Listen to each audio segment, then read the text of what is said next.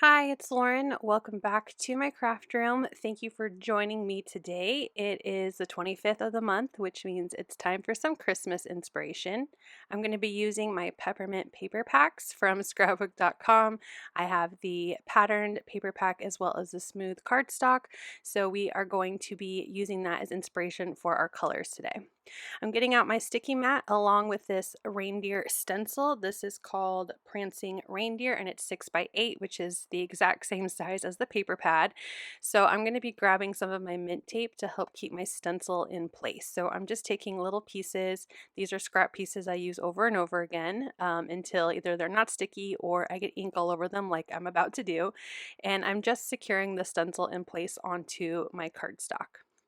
I'm going to be grabbing Evergreen Bough from Distress Oxide Ranger Tim Holtz ink and a dome foam blender. I wanted to show you real quick how I have organized my dome foam blenders. They're in these little plastic containers and I bought some tiny little Velcro circles on Amazon and put them inside of the plastic container, and then I can stick my dome foam blender inside of it, and that way I can have one for each color. And it's also showing me that I need to use more of my Oxide colors. So I'm going to cover all of my reindeers with my stencil. I'm lifting it up to see if the coverage is good, and it looks really nice. I love this tone on tone look. So I'll go ahead and pull off the stencil and remove the mint tape after I put my little dome foamed blender away. Isn't that so fun? I love that I have them so easy to grab and I know what color is what.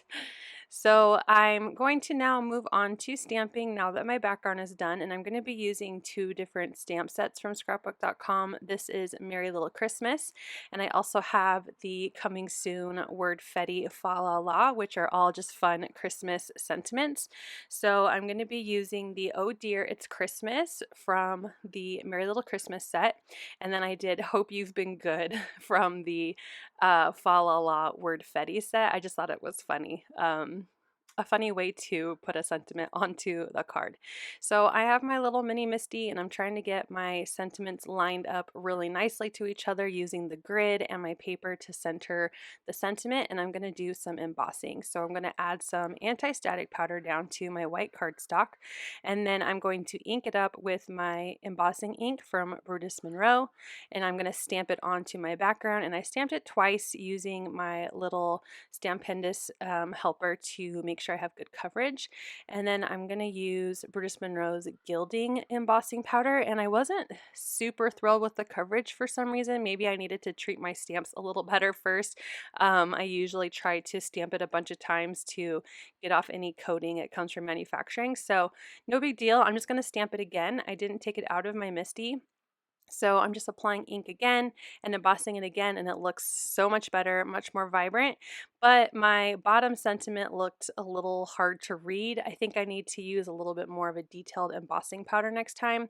So I stamped it again and embossed it, and I still wasn't happy. So I'm just going to trim that off, and I'm going to add that sentiment in a different way on the final card.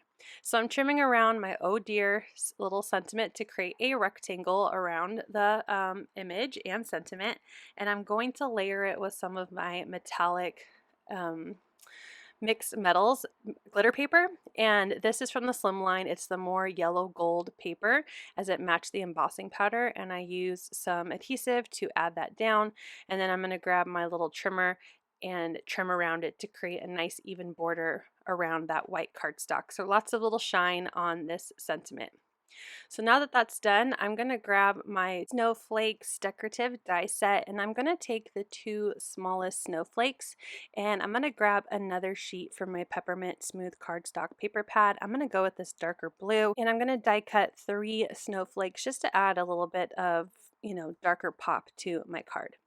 Now it's time to trim down my background paper, so I'm grabbing my nested A2 rectangles and I'm going to die cut the tree pattern paper with the largest, and then I'm going to use one of the smaller ones. I believe this is the 4th, if I'm counting real quick here, the 4th from the largest to die cut my backgrounds, and that way you can still see a lot of that tree background and there's plenty of reindeer showing.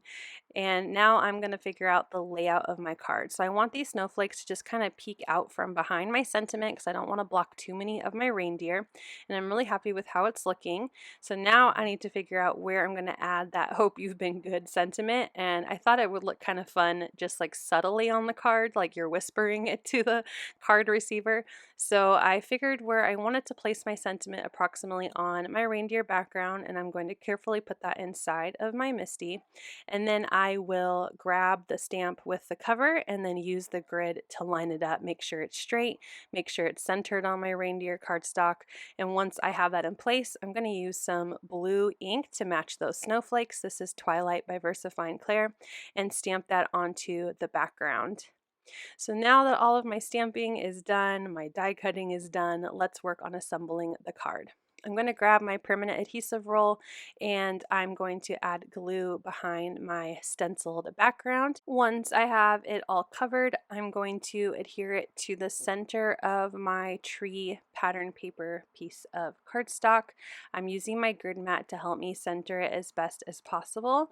And then I'm going to grab my foam adhesive. I really like using a 2-inch roll and just trimming it down to what I need. So I'm cutting a piece that will fit behind the "oh dear," and then I'm going to not glue it down yet, but just use it as a guide to add in my snowflakes. So I'm grabbing my smart glue, my smart craft glue from scrapbook.com, and putting a little dot behind the center of the snowflakes and then applying it to the background.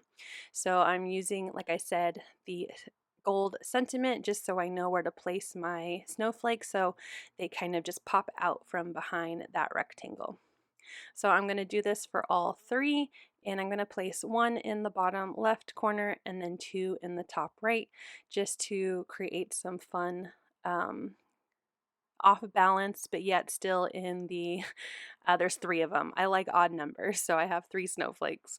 And then I'm going to pull off the release paper from behind my sentiment and adhere it down. I grab some pops of color, and I'm going to be using my champagne glitter pops of color, and I'm just adding a little dot inside of each of the snowflakes, a little off-centered, and then I'm going to tap the back so that way they create a more domed enamel dot look. And then finally, I'm going to add some darker blue. This is Marine Gloss Pops of Color. And I'm adding it in various spots around the background. And I'm counting, and I have an even number. So I'm going to add 1 more right here on the top left to have 7. And then again, I'm going to tap the back to kind of dome them out.